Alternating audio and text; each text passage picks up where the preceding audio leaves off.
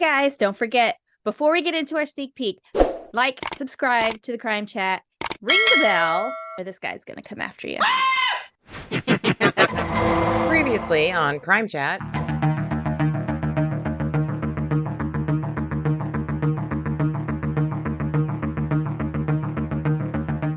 And coming up, Watch the fall of the House of Usher. I haven't watched it yet. Okay, well, Believe me, it's there. I am anticipating, but my clean up that mess. Just I if don't you go wanna clean them up, if you though. go quietly in your sleep, that's fine. Right? Yeah. That And- rat poison's a bitch. I know that arsenic, it gets in everywhere. He wasn't an alcoholic. He wasn't abusive. He wasn't a womanizer, but Nannie still found reasons to want him dead. My story today is going to give you some serious Julia Tofana vibes. I'm here for it. The story sets back into the days of the Roman Empire. We're going back. We're going like way back. Way back. Back then, it was common for, I don't know if you've ever heard this, it was common for a feather to be used to induce vomiting if you suspected that you were poisoned. Never.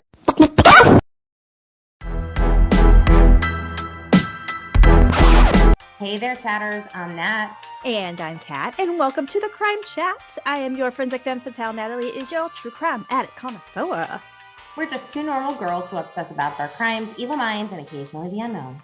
And here's your disclaimer, chatters. The following Crime Chat contains adult content and descriptions of potentially violent scenarios today, so your listener discretion is advised. You've been warned, and before we get into today's Crime Chat, Season 3. Chat.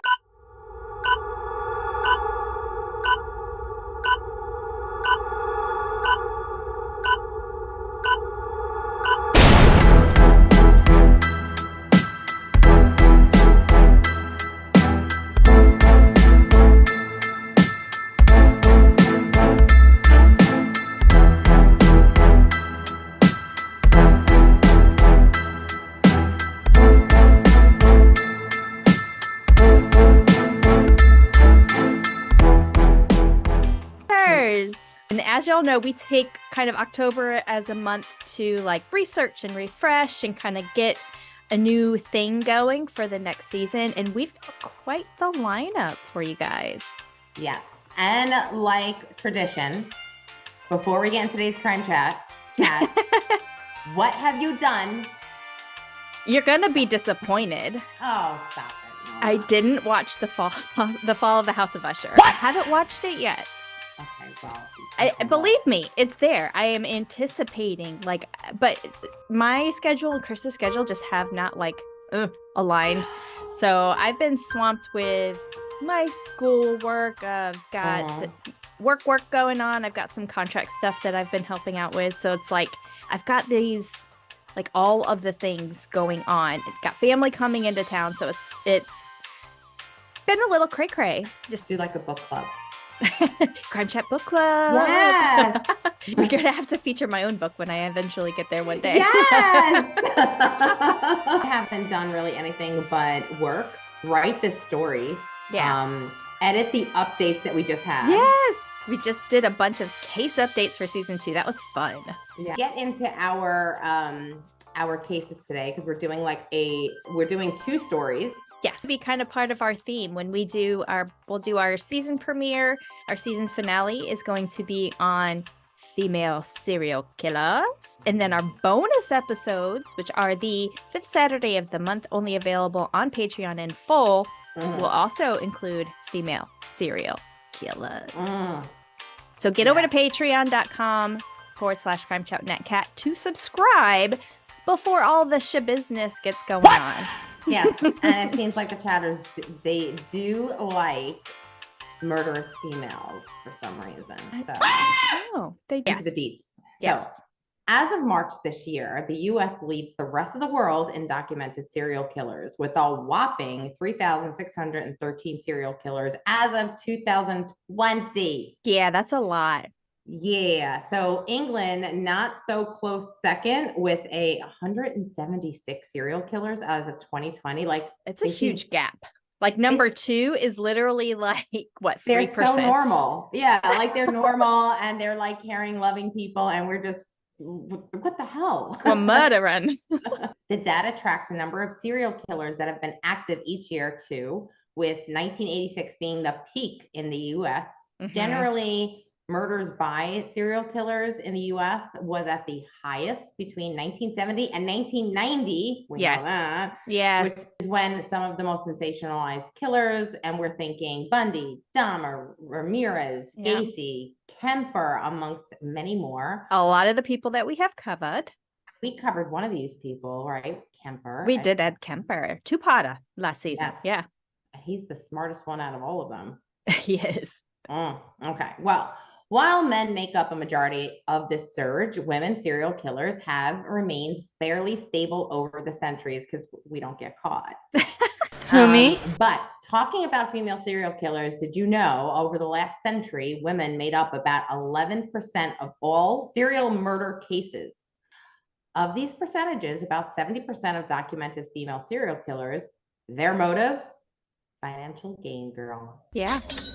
Do it for the money. But typically, women don't torture or butcher their victims. Rather, they opt for more quiet killers. Where did you come from, Valerie? Valerie Pate. Yeah. Valerie Pate. Okay. Yeah. She was, well, she's a minority in the motive, or sorry, in the modus operandi, which is typically poisons. So this accounted for nearly half of all female serial killers use poison to kill their victims. The other half included smothering, knives, guns, Valerie Pape. Women are more likely to kill people that they know with poison or asphyxiation. And this was about 80%. They knew their victim. You got to piss us off. You got to piss us off. One theory that I found was like super interesting was that the roots of men and women, why they kill, actually goes back to the hunter-gatherer heritage concept. Now, men hunted, women gathered. Now, and when this was evaluated through evolutionary psychology, modes of killing were listed to be a byproduct of the hunter-gatherer heritage. Men are more likely to hunt their victims, while women gather to draw the victims in near to them. Isn't that super interesting? That is super interesting. Women, I guess, are less violent, less of a mess.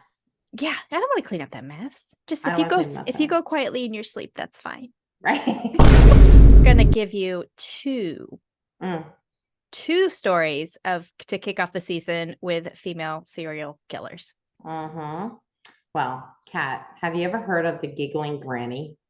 I have. Or she also goes by the Lonely Hearts Killer, or the Black Widow, or, as one newspaper put it, a self-made widow. Oh, okay. Well, some of the nicknames for Nannie Doss, an American serial killer who gained notoriety by murdering multiple people, multiple family members, including 5 husbands and a monster-in-law. Specific details about them were not widely known. We know that one of her sisters was named Dovey, who eventually died under mysterious circumstances. So, bad nanny. Do we need to put a pin in that? We need to put a pin in that. Okay. You know, she needed some sort of escape. She apparently didn't have any books to escape anymore. No, and you kind of feel bad for her for a moment, but that moment's going to be gone. Okay. I did not know all those details about the Giggling Granny, so thanks for doing that.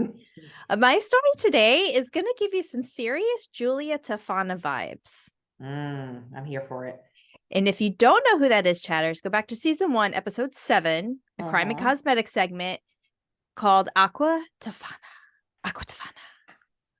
So as we know, we kind of talked about poison is often a weapon of choice when assassinating the powers that be. Starting in the very early history of Rome, today's story sets back into the days of the Roman Empire. We're going back. We're going like way back. And we're going to be highlighting the very first documented serial killer in history. And you guessed it, it's a woman. Now, many people think there's a limited number of women who have committed murder. However, that's not really the case. We talked about it a little bit earlier. Perhaps women are just simply better at getting away with committing these crimes and better at using more discreet methods, like Mhm. poison. Now, while most women do not use physical violence, it is merely just comes down to brains over brawn. Mhm. Story is about Locusta of Gaul. She Ooh. was born in Gaul, a Roman province that is mostly enveloped by modern-day France today.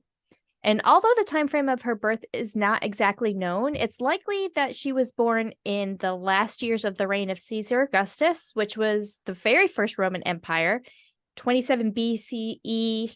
He reigned from 27 BCE until 14 AD.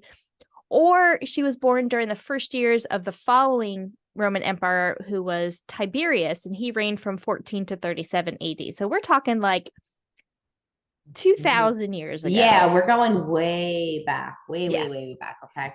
Now, as a young girl, Lacosta learned about the medicinal and harmful characteristics of botany. She was highly educated and skilled in the use of these herbs, including the benefits and dangers of certain plants. Lacosta enjoyed poison making the most and considered it to be the pinnacle of her craft. At some point around 40 AD, Lacosta ended up moving from Gaul to Rome. It's unclear originally, like there's no documentation like why she moved there, but perhaps it was aided by her well-known reputation of being quite the mixer of the macabre. Mm-hmm. However, she would soon learn that people around her in Rome were very ambitious and greedy. A common way to assassinate was with poison, and needless to say, Locusta found herself at home. Locusta of Gaul was hired as the official poisoner of the imperial court. I was going to say, like, she's got a particular set of skills. She does. She does. Poison was then spread onto a dish of mushrooms, Claudius's favorite food.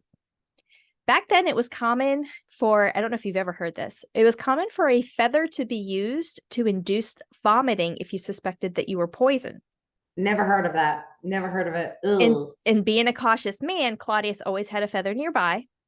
In the event of suspected poison, he could use the feather to tickle the back of his throat, make himself vomit, get rid of the poison. Gross.